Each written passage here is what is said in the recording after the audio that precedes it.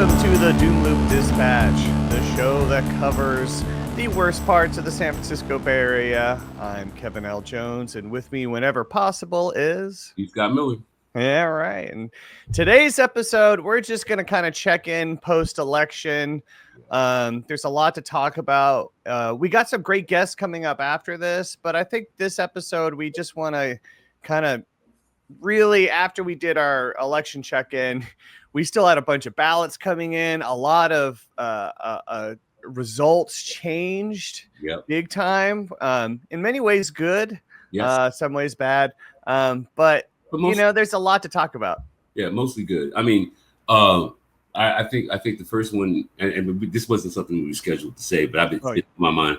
The thing is that Trump didn't get a mandate. There actually were more people who voted against him than voted for him. The margin was still very thin, but it wasn't a mandate. Meaning that, like, you know, all this talk of all these places going red and all these demographics going red, it was just smoke and mirrors. It wasn't true. It still sucks if the fuckers in there, but it also it's very encouraging because it means that there are people who are still very resistant to MAGA and Trumpism all over the country. And like, you know, it is what it is. But it's good to know that we have a team. Like, a lot of people didn't drop out like they were saying they did. So yeah, definitely. Yeah, I mean, like Harris still got 10 million less than Biden in 2020. But I should point out this too, actually, because we got something happening right here. It looks like there's some stuff going on here in Mar-a-Lago, and it's possibly, could Trump have an issue? Could he be sick? Could we be seeing President Thiel coming into power soon, even before the inauguration? Well, you know, I mean, he's not gonna make it. He's not gonna make it a year and a half. Yeah, that's the truth. He's not gonna make it. He's gonna get. They're gonna 25 his ass so quick, man. And Vance is gonna be in that seat. That's even scarier to a certain degree. But it also means that Trump can't, like, you know, if we'll be able to vote out a JD Vance. I'm more concerned if Trump decided he's going to stay. And also, I mean, let's not forget, like, you know, the thing that's happening between him and Musk right now, where Musk is kind of like pushing him around and shit, doing elder abuse. He's already doing elder abuse on the guy. Yeah. So I mean, that's going to be interesting to see how they're going to get him to transition away from power. It's going to be like a real fight. We're going to see a fight between the tech bros and MAGA. I think we're going to see that. I think it's going to be something that's very public because Trump is he's a reality TV star. He's WWE. He's World Wrestling Federation. That's what he is, you know. Mm-hmm. Like he even hired McMahon's wife to be head of education. Yeah. You know? So I mean, he really is going to try to turn the entire political process and political discourse into, I'll see you at the arena at 5 Friday, 5 o'clock at the arena. You know, that's what he's going to do with the whole process. You don't want no one hit you, buddy. You better watch out. Face off. I know. That's what it's going to be. I'm going to be doing this. That's what it's going to be. It's going to be the funniest collapse of an empire that ever happened. Oh my God. I know. It's like we thought Caligula was funny, you know. This is going to be way worse. It's going to be a slapstick collapse. That's what it's going to be. It's going to be. Yeah. Well, that's what they want, too. They like what's going on in Argentina. Yeah. They like Milei. Like, they like the fact that they are tanking the economy. They're happy with that. I mean, it's bad enough that they removed rent control and suddenly all these apartments were like, okay, here they go. We got a bunch of stock. A 10% increase in stock there. But also their economy is in the shitter. It's in the dumps. And if you listen to Musk, that's exactly what he's expecting to happen too. He's talking about economic hardships for us. He wants to destabilize the dollar, and I mean, like, you know, unfortunately, he's given the tools to do so. You know, but I mean, like, how are we going to convert the rubles? I have no idea. But those guys are going to be crypto and Bitcoin, and that's what they're going to be. right? So that's what it's really about. Yeah, honestly. you know, that's really ultimately what it is. It's about destabilizing the world economy, and then converting everything to crypto, so they can determine the GDP of any country in the world. Yeah, Like, I believe it. Yeah, you know. So basically, if I say your dollar is worth this or your yen is worth that, then that's what it's worth. Crypto is going to be the new standard. They're trying to turn crypto into gold. Yeah. And that gold standard they're going to try to apply to every country in the world. Global dominance, the one world order that they've been warning us about are the things they're trying to build. It's like that's exactly what's happening. And it's literally the least stable currency I can think of. I mean, how many times have we seen, like, especially a few years back, where it was just like, and crypto just went in the crapper. Looks like we're this guy just lost $1 billion. You know, like literally, like it's like that. It's like huge hit. I mean, they were making fun of Tom Brady. Like that, the best jokes at Tom Brady's roast were about how he lost like $50 million in crypto. Yeah. I mean, the best line was, even Gronk know that not real money. Like, well, I mean, I think the other thing that we're seeing is that the amount of hubris, right? I mean, like, and that's the kind of thing that, like, unless you are a reader or a liberal arts person, you know, that's the kind of thing you learn when you're programming. It's not the kind of thing you learn when you're, like, you know, doing business classes, right? Yeah. But so I don't think these guys have a sense of hubris. I don't think they understand what hubris is. And I think that the thing that's really going to do them in will be hubris. I think that all of them, the overconfidence of ignorance, like the Dunning-Kruger effect, like they say, you know, I think that's going to be the thing that actually ultimately is going to save us. Is going to be a core incompetency protected by hubris. And we're seeing bits of that around the Bay Area that honestly kind of saw, I mean, even though we're seeing this trend that I saw a stat recently put it at 90% of political campaigns that spend the most win. Right. But you saw some big pushback in the Bay Area, which gives me a lot of hope. But first, I want to talk about our immigration and the policy that's going to be coming in and our communities. Honestly, I mean, this is, while there are some, you know, I have a little hope, but this is the scariest part, is what's going to happen. I highly recommend, and I'm going to share it right now. This story, actually, let me bring it up real quick. About it was an op-ed piece by one person's a Stanford prof, and the other person is a researcher and filmmaker from Mexico. But this basically puts in perspective. I was hoping it would be a little more positive. I was hoping for a lot more solutions, but no. I mean, as it's laid out now, really, it's going to be way more mass deportation and detention and separation of families. That is it. You know, like, that is what it truly is, what we're expecting. That's why private prison stock went up big time after it was declared that Trump won. People knew what was going on, you know? I mean, and it's going to be bad because I remember all the horror stories, all the video. I mean, before there was the terrible footage from Gaza, there was the terrible footage from our border of showing kids being ripped from their families. Yeah. And honestly, like, as they put it, you know, I mean, we've talked about it too with things like it was Prop 6. Prop 6, yep, slavery. Yeah, which was ending prison slavery, that even without a campaign against it, it's still lost. Right. Which is so suspect. No, this is just an aside, but to be honest about it, I really figured out why that happened. Oh, actually, I went, yeah, please. And in a weird kind of way, it's shitty, but it's also about self-preservation. Who puts out the major fires in the hills? Who are the major firefighters in the hills? And when we have our fire season, who are the people who are holding the hoses and being directed to push those hoses left or right? Those are our prisoners. Those are our prisoners who are doing that, right?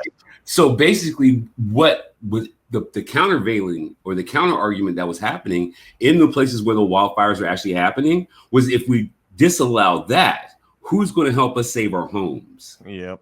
right? So, I mean, so of course, of course, they're going to be pro-slavery, but they're not really thinking of it as pro-slavery, right? They're thinking of it as self-preservation, which is what slavery always is. Slavery is always about self-preservation, right? Yeah. So basically, they did the exact same vote that would have been done in the 1850s or the 1800s. Yeah. Right, we got to slave our plantation. How are we going to save the plantation? We don't have any workers. Okay, well, let's vote to have slavery. Yeah, it's self-preservation, right? So it was the exact same impulse. Yeah, I don't think it's funny. I just like I'm at the point where I'm looking at history as its eternal recurrence, and sometimes you just have to laugh because you're like, you guys did this all the time. This is exactly what you guys have always been like. You know, you've never not been like this. Yeah, because especially you're never going to get a rich person to work that hard ever, ever. Exactly. But that also ties into this. I think that I'm pretty sure that people who are seeking asylum are going to still experience what they experienced in 2016, 2017. Yep. Yeah. But the real question is like how long are the money interests in agriculture, the money interest in produce, the money interest in grocery stores, the money interest in like how far do you think that they're going to allow the government to push before they start seeing dents in their profit margin? Yep. Right. Yeah. Like basically what you're going to be doing is you're going to be halting entire swaths of subsidized farms. Right. You're about to actually like totally delete the workforce of Safeway, of Aldi's, Whole Foods, right? How far are they going to allow them to destroy that workforce that is desperately needed for the task at hand? So I mean, I hate to say it like this, but I mean, it's a great threat, but the implementation I think is something that is questionable. Except when you think of lobbying and you think of exceptions to the rule. Right. You know, like, hey, oh man, you're screwing over our farms. Well, you know, hey, I got this open pocket right here. Why don't you throw in some cash? Yeah, well, I mean, and we can make an exception for you, you know? Well, I mean, but that's what I'm saying though, is that ultimately you like, are you going to detain immigrants, right? Then have them work for free for you? Is that what the plan actually is? I would not be surprised. Like if is that the plan is to detain these workers and then have them as slaves still working the same jobs that they're working? That's the only way that I think corporate America would go along with this gambit. It's the only way. It would totally save them a lot of money to just turn migrant workers into slaves. Yeah, big time. Because because that's the thing too, is like, you know, they still had to pay these workers, you know, and like they were actually contributing to the economy and taxes and stuff. But honestly, I mean, with this like drive to destroy our economy, you might as well take out the immigrant contributions to it and just get some free labor. That's pure profit, baby. Yeah, that's if you can catch them. Because that's the other thing. The other thing I find really funny about white supremacist doctrine is that everybody else is a cardboard cutout. Everybody else is a non-playing character. Everybody else is an NPC, right? What do you think what do you think the immigrant population is doing right now? Do you think they're just waiting around for you? You might not even have anybody to detain by November, you know, because these are not NPCs. These people are not NPCs, and they can get jobs elsewhere. They can go to Mexico. They can go to Canada and still do these kinds of jobs, just not for us. Yep. So I mean, like that was one of the things that I've been thinking about a lot too, is the Great Black Migration after the enaction of Jim Crow. Right. When Jim Crow was actually enacted, there was a great black migration. Black people left the South in droves. They left to go to California. They left to go to New York. They left to go to Chicago. I mean, that was when that happened. And the reason that happened is because you imperiled the population in the South. Right. So they're not going to sit around and wait for you to do this dirty shit to them. And I don't think a lot of people in the immigrant community are going to do it either. I don't think they will. I think they'll be more inclined to say, fuck this shit and go. Before, instead of just waiting around for you to determine whether they're legal or not. And I think there will be some, though maybe not the most effective defense. I think there will be some defense, you know, in certain states.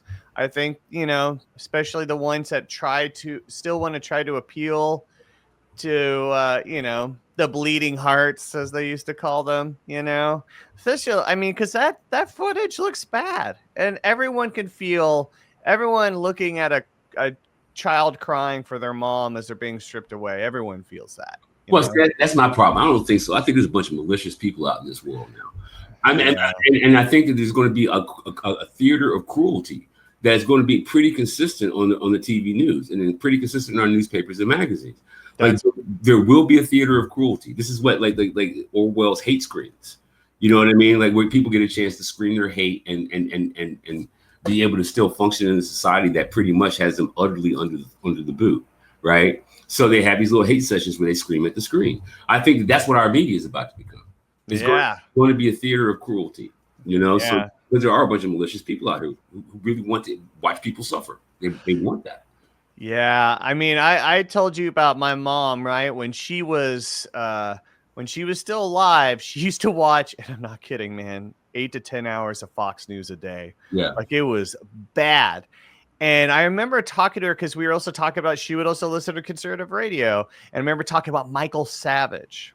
Oh yeah, and Michael Savage during the Iraq War used to be awful to listen to because he would say things like, the American people want to torture our enemies. Yeah. We want them to feel pain. Yeah. We want, talk. And this is like during Abu Ghraib, everything else, wherever, every normal person I met was like, God, that's awful. But he thinks, and he must be, there is an audience for that. So it's so true, because even my mom was like, yeah, I think it's funny and I think it's awesome. And it's like, and that really is what the thing is. It's just like, I used to be terribly concerned about the way that we just let Trump lie. Yeah. Right. He just lied and lied and lied. And at first they call them half truths or fabrications. They use all kinds of better words. Than truthiness. You remember that? But now here I am on the other side of it. And what's so crazy is it's not that the truth. I expected an Orwellian thing to happen, right? Where the truth would be told, but it wouldn't actually be the truth. It'd be a modified state version of the truth. But that's not really what happened. What happened instead was the truth just stopped mattering to a lot of people. Like, Trump would lie, and they'd be like, so what? So what? And so but the truth still exists. It's still out there. They just devalued it to such a degree. Like, we know what we know that they're talking about the truth about Matt Gaetz. It's just that nobody gives a shit anymore. Yeah. We know the truth about Donald Trump. It's just that people don't give a shit anymore about it, right? They changed the whole value system so we can actually accept a 34 convicted president. Yeah. Right. Yeah. Like that is that instead of like saying that the truth isn't true, is that the truth doesn't matter. We decided that we're going to devalue the truth to such a degree that your criteria of judgment, that's just not valid anymore. It just doesn't matter. Yeah. That's crazy.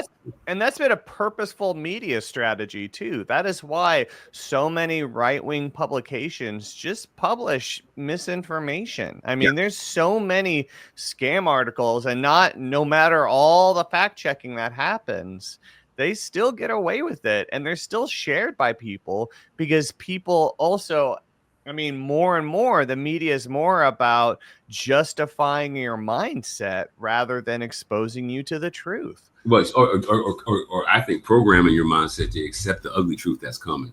And cheer it on, apparently. And that brings us back to this. I don't know how California is going to deal with this, but I think the first thing that Trump would try to do in most other states is sanction them, right? If you're not going to cooperate, we're going to take away your funds. Yep. I think that because California has the fifth largest GDP in the world, it's going to be hard to do that, right? It's going to be hard to do that. He might be able to get a lot of sheriffs to cooperate with them, because what we learned, especially in Southern California, San Diego, Orange County, there are a lot of sheriffs who was like, I'm voting for the felon. So I can see them. But that also puts them closer to the border, right?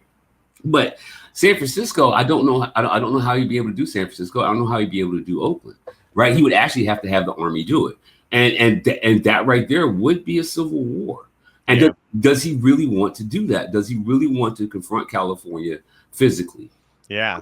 I mean, even with your sheriffs in tow, right? Do you really want to confront California like civilly? I mean, like as far as it wouldn't even be a civil war; it'd just be a war. Yeah. So I mean, like I'm doubting the wisdom. I mean, I know he doesn't have. I know he doesn't really have wise advisors in any way, shape, or form, right? But that would be just so boneheadedly stupid to me. Yeah. I mean, like I say, it's not going to happen in places where they aren't primed. It's going to happen in red states. That shit's happening in Florida. You better bet your ass on that one. And Texas. And Texas, bet your ass on that. But there are going to be places like California that already have structures of resistance. You know, already have sanctuary cities, and like, yeah, you can't really go against states' rights because you've already established that in the Supreme Court. You can't go against states' rights. Yeah, right. Everything you plan to do is based on states' rights, right? So you can't rescind a state's right. You can't say, okay, now I'm going to come for this state in particular. I'm going to rescind it, but for this state over here, you guys keep doing it. Like you can't do that. You can't have it both ways. So, I mean, I feel that California, I wouldn't necessarily call California safe, but I'd actually call it safer in certain places. Yeah. Well, and they've even admitted this in this op-ed that honestly Newsom's been kind of wishy-washy about it. He's very inconsistent. Like, right. Seriously, he stopped a bill that would prevent state officials from turning people over to ICE, which, right. I mean, especially those who earn release from prison. Right. So that means you could do your time.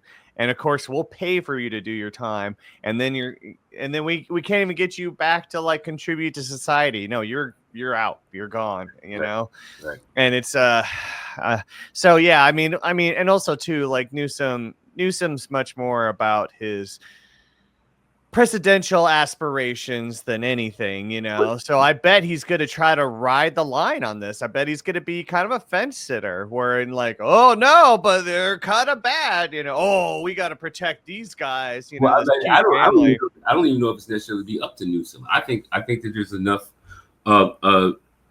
California agencies, the ones that are actually like, you know, protecting sanctuary cities, where I mean, I don't think that Newsom would fully roll over because, like you're saying, that would make him a MAGA. Yep. That would hurt his presidential hope, like this hope to become president of the United States.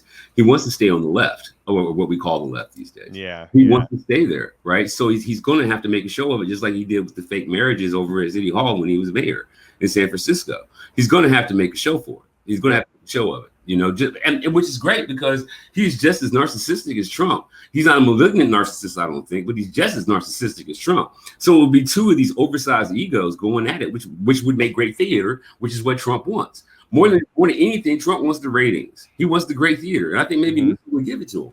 And also, that's a big part of his strategy is big fights and distractions in the media that could take over the cycle. So then all these other little things can happen. Yeah, you know? Well, Elon and him rob us fucking blind. Just take all of our money. Like, yeah, Social Security, higher taxes. He's gonna take all of our money, man. That was the COVID strategy, all those payouts. I mean, it helped out some people. You know, a lot of people could really use that check. But trust me, the people that really benefited were already very rich. Yeah. But yeah, but the good thing, the one thing I really do want to note about this story, though, is the fact that it points out the one way you can really help is help legal institution and organizations like ACLU and United We Dream. I mean, honestly, it's all the kind of the way we're going to help our community is through the courts. And even though the Dems did a terrible job at filling judge seats, it's still the only hope they have. And so, but also, and then there's going to be the physical aspect of it. Honestly, we can't be a hashtag resistance. It has to be a real resistance. That means if you hear about a community being raided, anything like that, you got to show up and you got to be that wall. You got to be that shield. And that might sound scary. That might be hard. But honestly, I can tell you, for one, it's not going to be as bad as they threaten. And two, you know, you're going to feel better about it. And you might even be invigorated to do more. Right. Yeah. So, and then going from there, we should talk about kind of how there are some bright spots in this fighting against this moneyed interest with, especially we saw it in San Francisco and we definitely saw it in Oakland. I mean, while the ones that had the most attention and the biggest campaigns to get them, like the recalls, Tao got recalled, Price got recalled. A lot of the moneyed candidates didn't win. Right. So, like, one bright spot was the YIMBY candidate John Bowders losing to the Oakland City Council member Nikki Fortunato Bass. Yeah. I mean, for Alameda County supervisor, that is, even though it was down to the wire and it was a bloody battle. I mean, Bass definitely had to use negative ads to get at John. She's no stranger to negative ads. I saw her first run. She could get her hands dirty. I appreciate it. I sometimes it's needed. Don't sleep on Bass, man. Yeah, seriously. But then also too in San Francisco, you saw a lot of not only did Prop T fail, but a lot of the moneyed candidates lost or squeaked in, basically. But not that I know of. That's Bilal, right? I mean, yeah. And because Preston was the trophy that they wanted, so they really focused on him. Really spread a lot of misinformation, especially about his housing record, because basically he wanted public housing, social housing, programs like that, which the YIMBY lobby hates. Right. They want the free market to solve everything, which isn't going to work. We know this. But I mean, also too, like, he's getting attacked right now. So there's a Safeway that's basically being abandoned. Yeah, unfortunately, the Western Addition Safeway, I know it well. Yeah. Yeah, and basically he's saying, like, let's buy it with eminent domain. Like, why don't we do, and then we can make it actual affordable housing. YIMBYs hate that idea. Oh, paying fair market rates for this, and then, like, oh, you could just have a private person do it and get a better deal. But the thing is that a private developer is not going to charge affordable rates. They're going to charge market rates, which I would say are not affordable at all. That's the reason I said I know that Safeway well. I know exactly where it is, and that would be a tool of gentrification.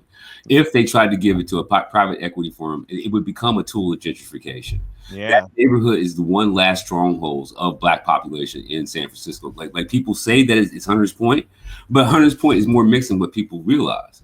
That particular street right off of Fillmore, that's the Western Addition.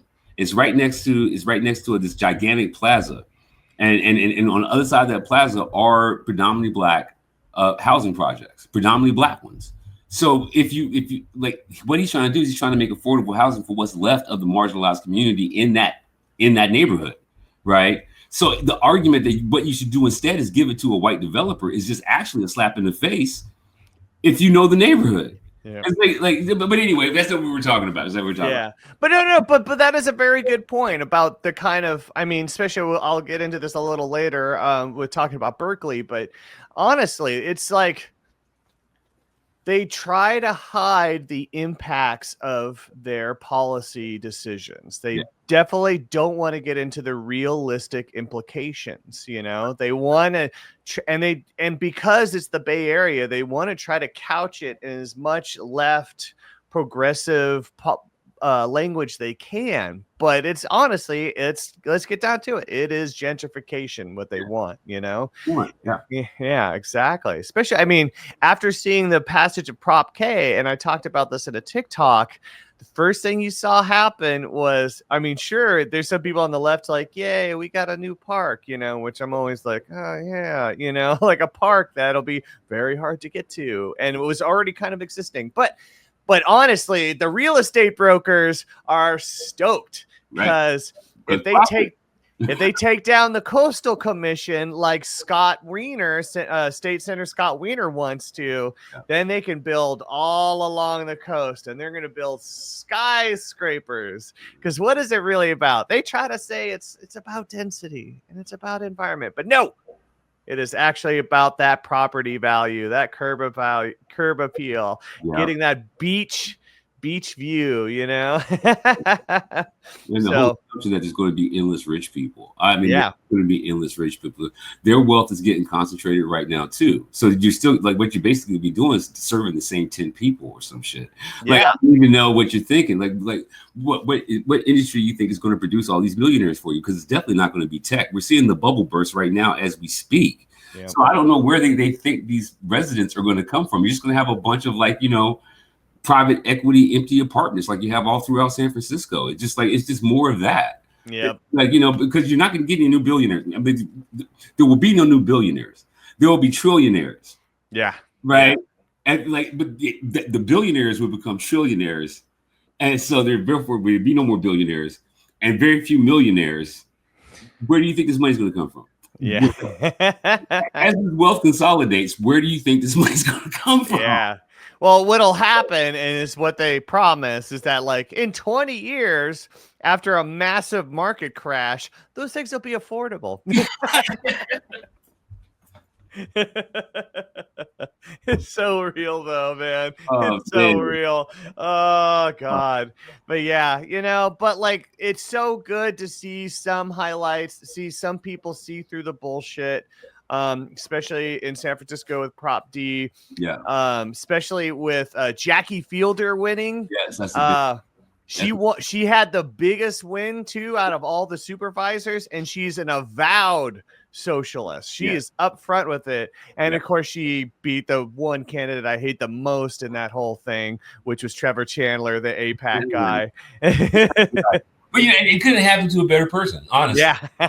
Honestly. I mean, like before he was AIPAC, he was working with Citizen, the Citizen app. You know, he's like you went from being like, you know, anti-black surveillance to being a fake teacher trying to fool everybody. I mean, like, you deserve to lose, man.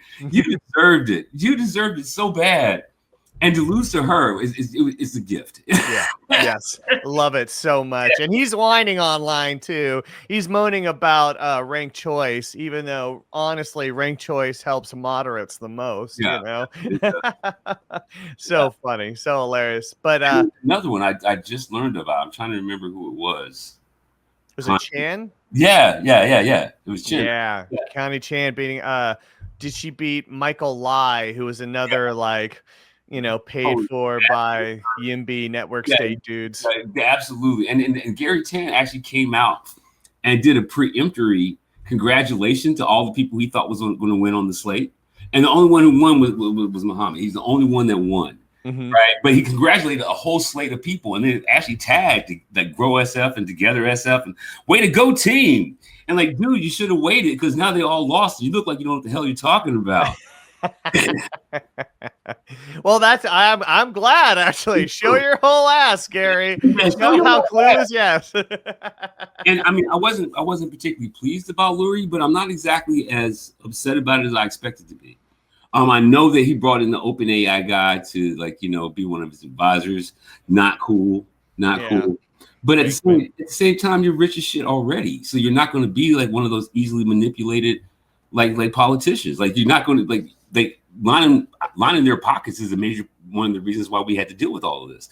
And it really does depend on how much money you already have.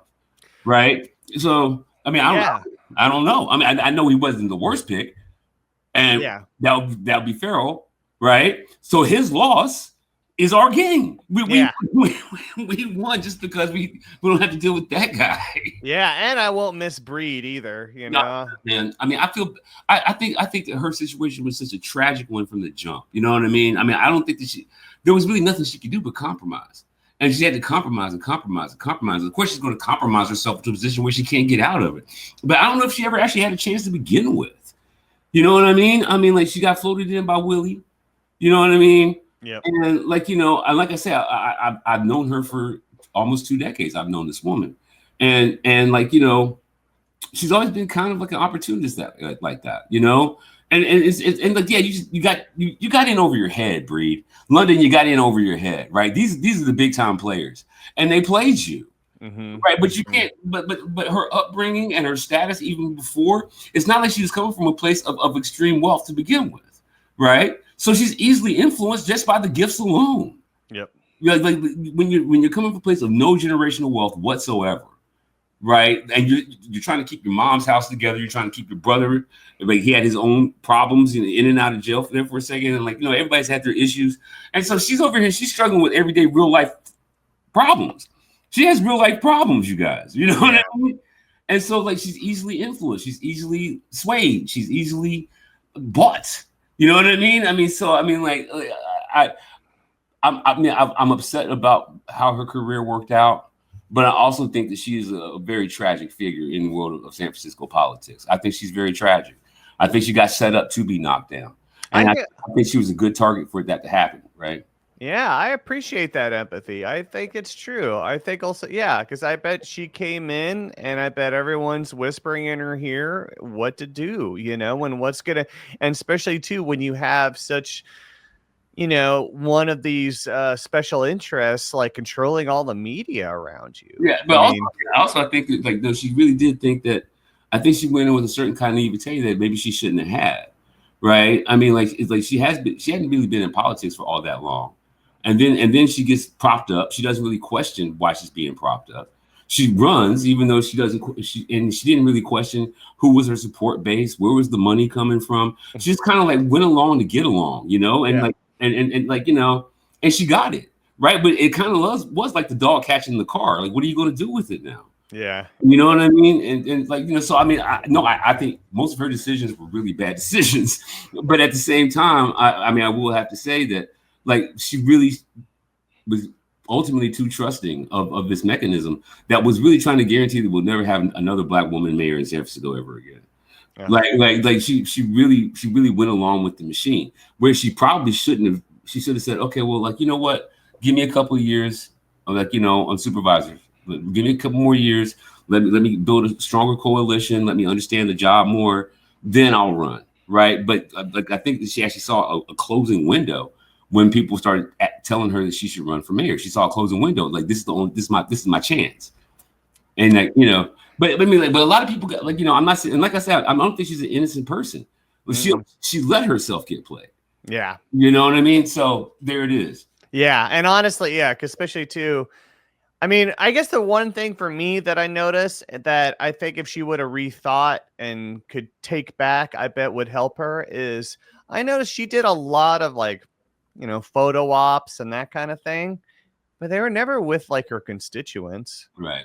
They were never with real San Franciscans, working class. That I think that really hit her is when it came out too, that, she was not only a mayor, but she was a mayor that didn't want to look at poor people. When those texts came out and she's like, oh, can you get rid of that? I'm trying to have lunch. That's a bad sign. Well, that's what I'm saying. She's trying to distance herself from her own origins. And that's the worst thing. But that's what I'm saying. She was making these decisions that were really it seemed to me like poor people decisions by people who are not used to being around money, having money, the influence of money on the way they do things. Right. So to me, just the idea that she felt that she was now separated from the people that she came from is well, girl, you in danger. You know what I mean? She really should have understood that, and she didn't. And a lot of, and unfortunately, a lot of bad things happened to Black people as a result of her negligence. Once she got in, she stopped supporting her base, and she definitely didn't try to grow it. Yep. And because you didn't try to grow your base, you were trying to what your job was to do in more ways than one, London, was to bring more Black people back to San Francisco. That should have been your primary thing. I need to undo redevelopment so I can keep my job. Yep. And and she didn't. But that's what she needed to do. She needed to undo redevelopment so she could keep her job. Yep. And that should have been her number one priority, is undoing redevelopment. Yep. But making good on those vouchers that San Francisco did not make good on in the 70s, making good on those loan promises that you made to these homeowners that you didn't make good on in the 80s, right? Just make good on that. Then you can get your population back up, right? Because the only people who are voting for the Black woman are Black people. Mm-hmm. We learned that in America. Yeah, we did. So she really should have done that. Yeah, I know. Especially too, it's if you think about it, she would, when she did photo ops, say with the Warriors after they won their last championship, Steph Curry didn't even want to look at her. Right. And Steph Curry knows politics. He's actually involved, and it says a lot when he's just like, well, it's because and that's, you distance yourself from us, we're going to distance ourselves from you. Like I said, I know her. Yes. And I did the same thing. I know her, and I'm just like, oh well, I guess they got you. And that was it, I mean, like, but I used to have that woman on speed dial. And now it's just like, no, not at all. Not at all. Oh man. Yeah, something to learn. Care about your constituents, not just your donors. Yeah, exactly. And that was where she lost sight. I think it's exactly where she lost sight. She stopped caring about her constituencies and started caring more about her donors. And that's bad politics. Sorry, London. Yeah. But Oakland, let's talk about how Oakland kicked everybody's ass.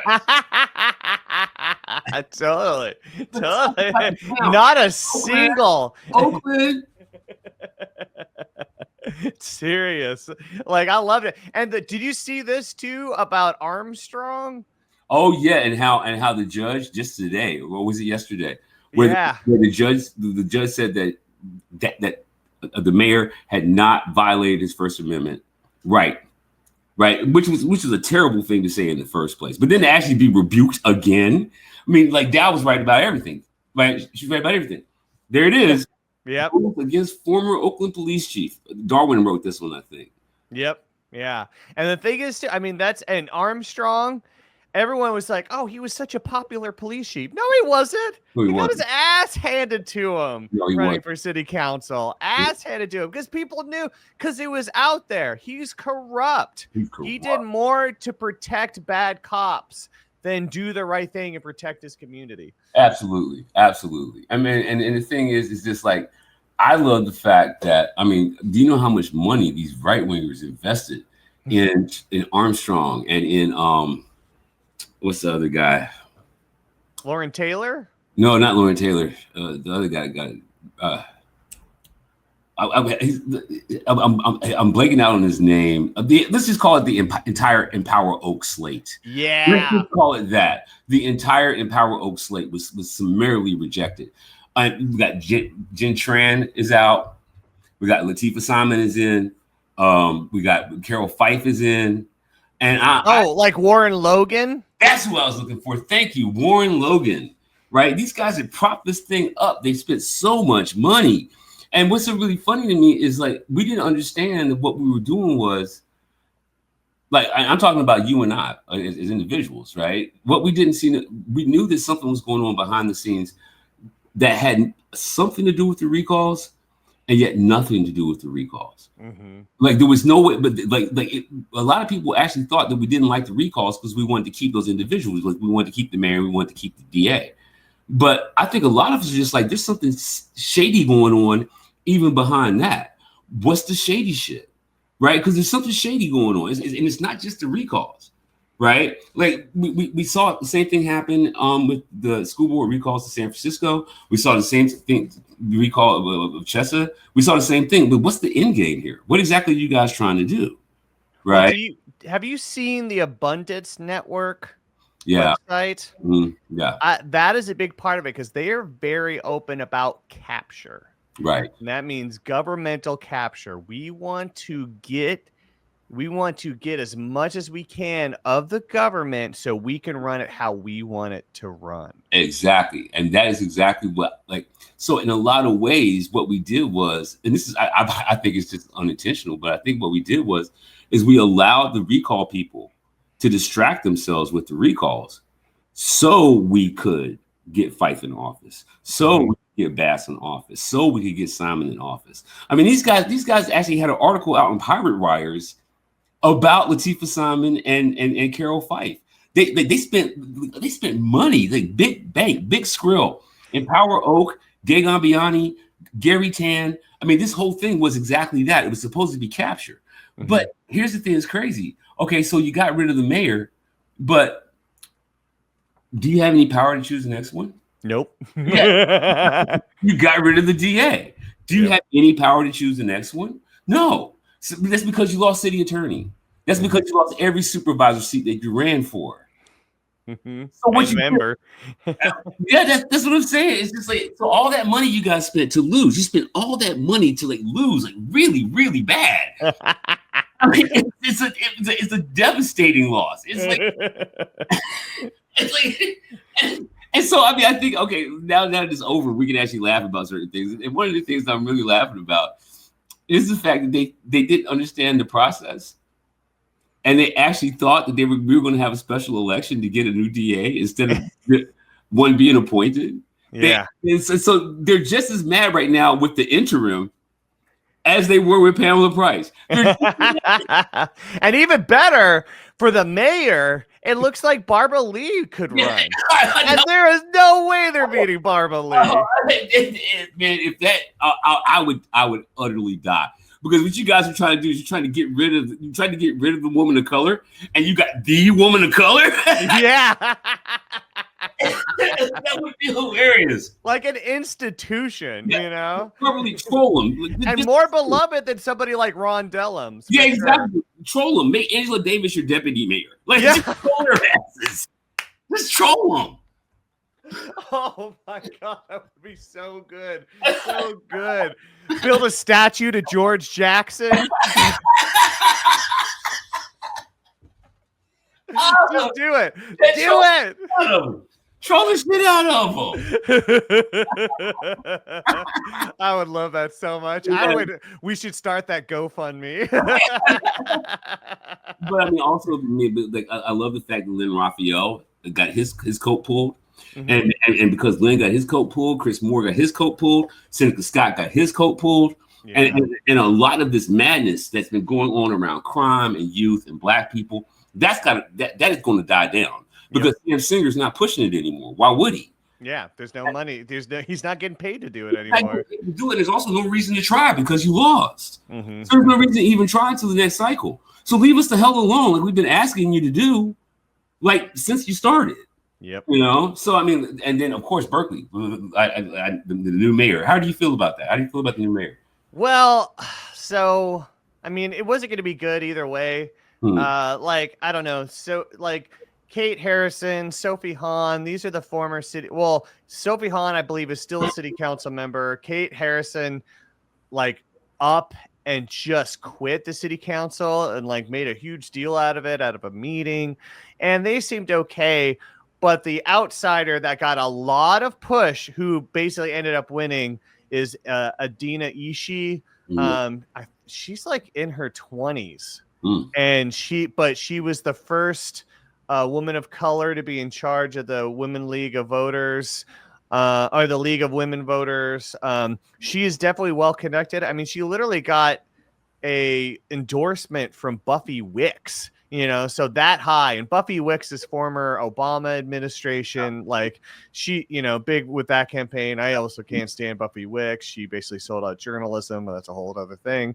But when they found out she was at a celebration for East Bay for Everyone, which is basically a YIMBY AstroTurf group working for real estate developers, even though they deny it. You know, there's this whole big money push for we need affordable housing. So we just need to build as much as possible, which is like, okay, well, you're building all this housing and none of it's affordable. Like, no, it'll get affordable. I promise. Yeah.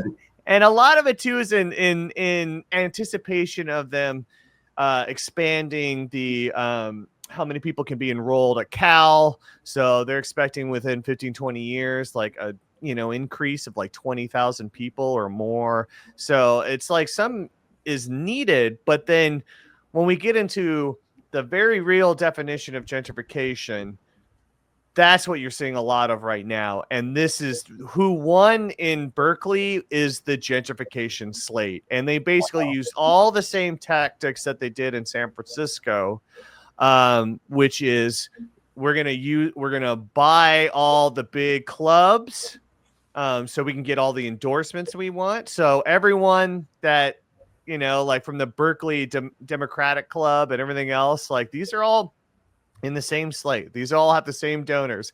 These are all the same people while push for like, you know, say things, oh, we're progressive. They're still the ones also voting yes for homeless sweeps. You know, like they don't care about the homeless population and stuff like that, which by the way, in Berkeley is innocuous. It's benign. You know, they can't point to any incident with a homeless person in Berkeley that's like bad, dangerous, or anything like that. It's honestly just local business going like, we don't like looking at the pores. I mean, boy chick bagels. Do not eat boy chick bagels. They were a big part of that. Totally banned them. Yeah, seriously. It's a shame, though, because you know they really did help put Berkeley on the map as far as bagels go. But now, nah, sorry. Yeah, I mean it's bad enough they're like pro-Israel too. Sorry.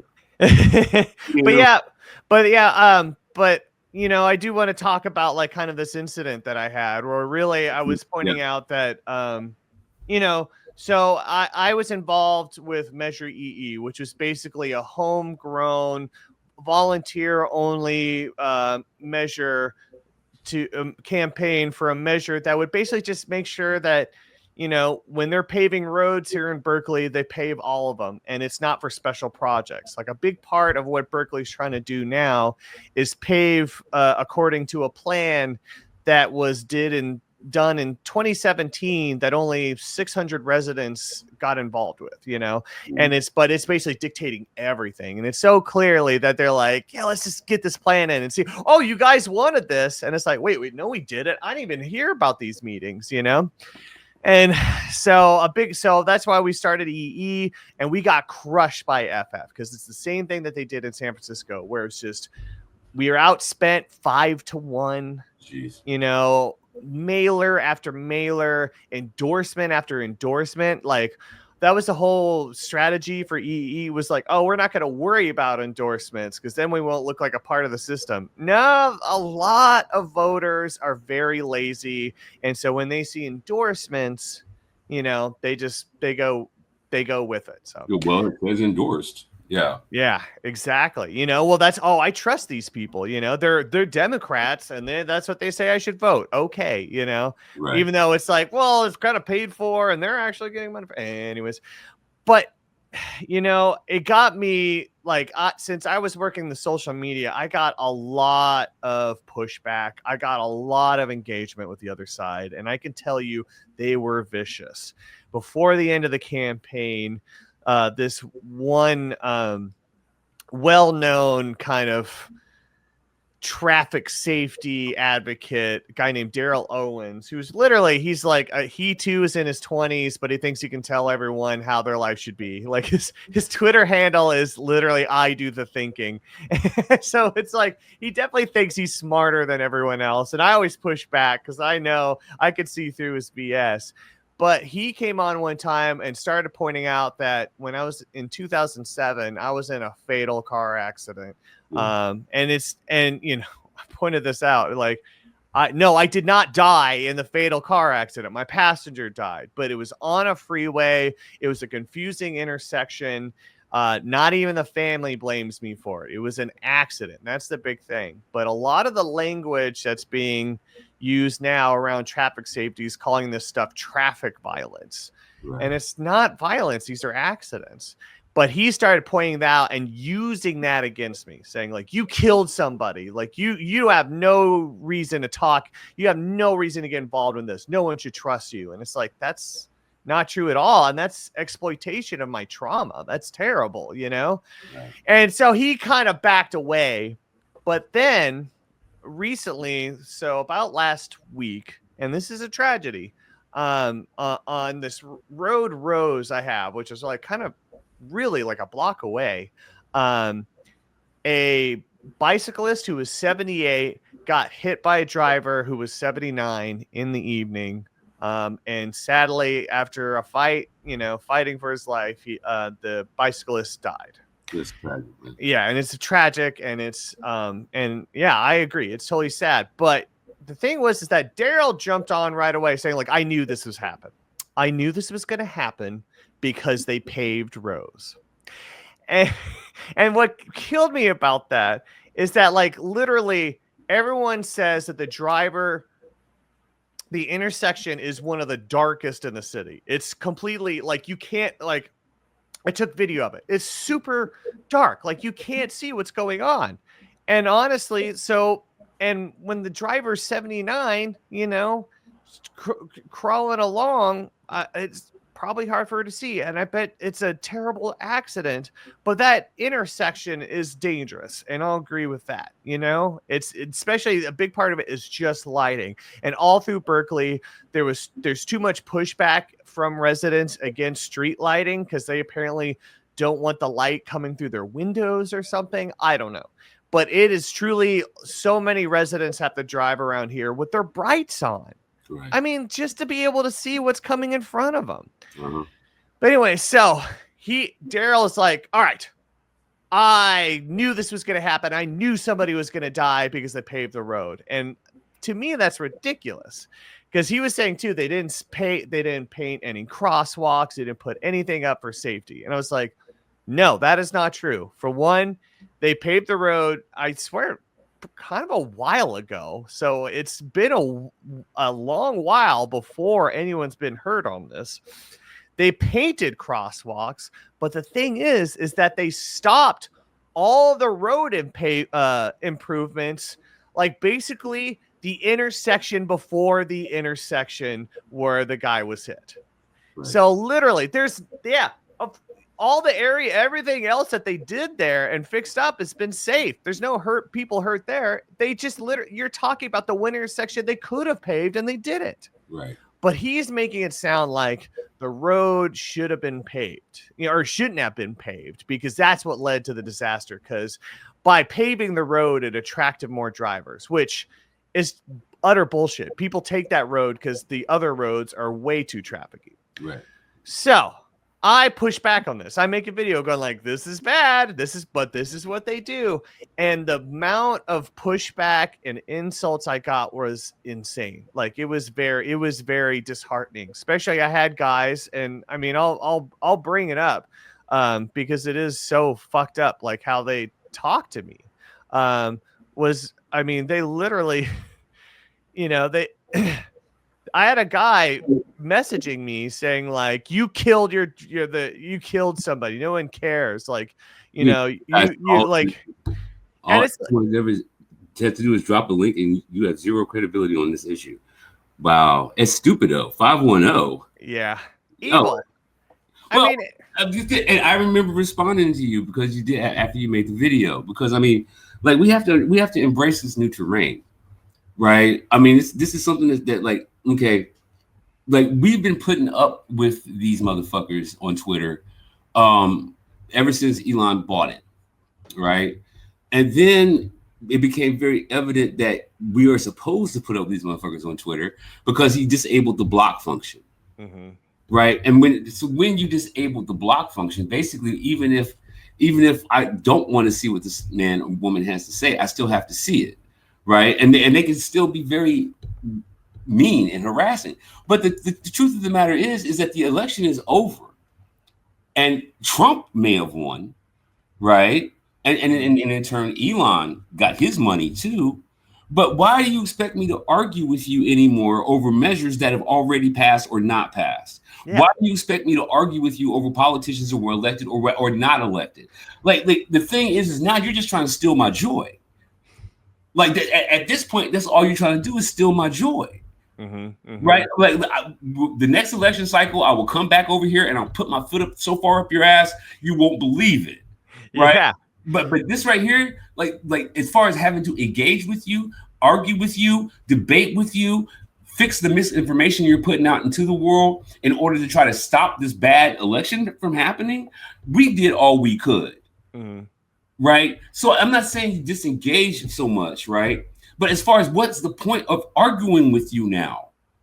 What exactly is the point of arguing with you now? When it was the thing about when we were talking, it wasn't just you and I debating over the issues. It wasn't just you and I debating over politicians or policies. We had witnesses. Mm-hmm. And so we would debate and argue because of the witnesses to our debates and arguments. Right? Like what you just said is misinformation. I must correct you on that. Yeah. what you just said is bad idea. I must correct you on that. And that's what the argument was, because what we're fighting up against mostly was misinformation and having to put up and tolerate with people who know what they're doing was misinformation and only could respond in insult. Yep. Right. So now we understand why that was. I mean, like, people did not know Obamacare and the ACA were the same thing. So when someone said, I want to get rid of Obamacare, I'd be like, it's the ACA. And they go, libtard. I mean, no. And then the person who actually said that they wanted to get rid of Obama and the ACA would be like, yeah, libtard. But that doesn't take away the fact that Obamacare and the ACA are the same damn thing. Yeah. It doesn't take away from that. But before the election, it was very, very important to me anyway, as a journalist and as a writer, to be out there and fighting in the streets every goddamn day, fighting against this misinformation. Right? Like, people are looking at November 6th, the number one Google search, besides can I change my vote, was, what is a tariff? Mm-hmm. Right? This is something you should have known before you even voted, right? But now that Trump is in office, they're like, what is a tariff? And so that's what our job was. Our job was to fight against these people in order to try to sway minds, educate people before the election. Yes. And right? that's all I was doing. And that's the thing too. That's what I'm always going to do. I'm always going to point out, I mean, like, literally, like, I'm always just going to try to point out where there's misinformation. I am a journalist down to my bones. And to me, that is always going to be the mission of making sure people are informed. But yeah, you're right. You're seeing this too, especially on Twitter. People like Emily Mills and Darcy Bell, like, being, doxxed, being jumped on by multiple people. Well, here's what I think about it. What I'm saying is, okay, you might have, like, in the larger game of things, you MAGAs got your way, right? We'll have to see what that actually looks like.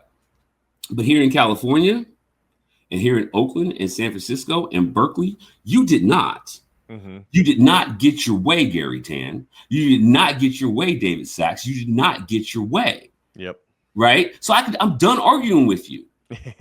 Right? I defeated you. We defeated you. Yeah. But am I going to argue with you anymore in your defeat? No, I'm not going to argue with you in your defeat. I'm still going to inform people. I'm still going to be trying out in the world, because that's my job. I'm still be out in the world trying to inform people and fight against misinformation. But fighting you, no, fuck you. Yeah. And let's be clear too, it's not just MAGA who do this. There's plenty of people that claim to be centrist or moderate or even progressive. Like Trevor Chandler claimed to be progressive. And honestly, they'll use any label to give cover to what they are trying to achieve. I mean, that is the whole thing. Like, that is my issue with Daryl Owens. Like, he is trying to be a guardian angel in a way. But he used to work for California YIMBY. He works for like a school thing that's basically just helping real estate. This is all, and he's trying to claim he's taking on something that's akin to mass shootings. And I just completely disagree with that. What I'm saying is, though, is okay, when it comes time where either one of your opinions is actually going to affect any kind of real change in the system, which is what we were doing, right? What we were doing was like, now we can actually start focusing on what it is that we want to focus on. Now we can start focusing on building new coalitions. Now we can start building new narratives. Yes. You see what I'm saying? Definitely. And so, like, this whole idea that, like, no, I'm done with you. I'm done arguing with you. I don't give a shit about your opinion. Mm-hmm. I don't care, man. Yeah. I don't care. Like, if Carol Fife hadn't won, if Simon hadn't won, if we weren't talking about making Barbara Lee our mayor, we might still be having these arguments. But I don't really have the time or space for you about this. I have other work to do. And that work is about building coalitions for the next time you guys try this. Yes. You're not a part of this conversation anymore. Yes. Right. I'm looking for adults to talk to. I'm done. Yeah, totally. And that's what I say, people. You know what? They're going to keep pushing back. They think this helps them. They think being evil and rude like this helps them. But I know for a fact that it doesn't. I know lots of people that were like, oh God, well, I would have supported that, but that puts it a whole new light. Yeah, And also too, we got to remember the block function is a good thing. It is, and that's the reason why I don't recommend anybody actually leave Twitter. I think that what you should do is you should diversify your diet. Check out Threads for a little bit. Check out Blue Sky for a little bit. Check out Substack a little bit. A little Insta, a little YouTube, a lot of Doomloop Dispatch. Like, you know, like flit around and get where you get your information. But the advice that I would give anybody who's having to deal with these rude sons of bitches is they're no longer useful to you. It is now time to circle the wagons, build coalitions with like-minded people. Like, you do not need to be in the spaces of people who are like that anymore. Yes. Like what you need to do is you need to it's kind of like the pandemic.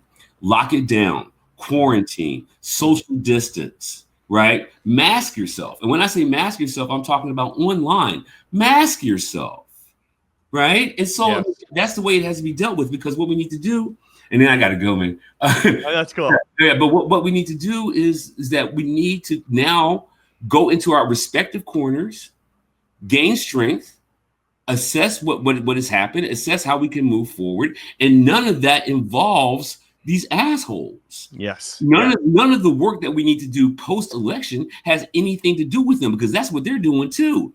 They have gone back into their camps and they're doing their strategies. They're pulling together their next assault. So we have to do the same thing. And we also have to become offensive about it. We must be on the offense next time, which means we have even more work to do than we did before. And we're not gonna be able to get that work done if we're just arguing with a bunch of assholes on Twitter. Mm-hmm. We need to be thinking about strategy and everything else. Yeah. So, all right. Now it's time for us to be amongst ourselves, support ourselves, strengthen ourselves, educate each other, take care of each other, and look out for each other. Exactly. You know? We need a progressive boot camp. And that's definitely not going to happen when some asshole is yelling in your ear about some shit like, you know, you really don't even care about. Yeah. You know what I mean? Like, you kill somebody. No, that's not true. So you're gonna be doing that? Like, no, say fuck you and move the fuck on. Exactly. That's why you block. It's your friend. Block. And if it's not block, it's like I see what you're saying. I just don't give a fuck about it. Yeah, totally. And on that note, that is a great place to end, especially if we both got to go. I know I got to go pick up my kid. I got to go pick up my little girl right now. Yeah, totally. So, but let's just end off with saying, you know, we're on all the socials, TikTok, Instagram, X, Blue Sky now. So follow us there. We have a Patreon. The episodes always go up on the Patreon before they go out to people. Maybe we'll try to think some other things for that too. Yeah, start doing merch, man. We should try. Yeah, I would love it. Some merch. All right, I'm actually looking at screen printing, so I'll hit you up. Yeah, man. Let's do it. Make some gear. Yeah, exactly. Totally. But yeah, so I mean, honestly, there's a lot to be happy for, but Scott is totally right. We got to start training and getting ready for the battles in the future. So with that being said, keep fighting the good fight. Keep fighting the good fight.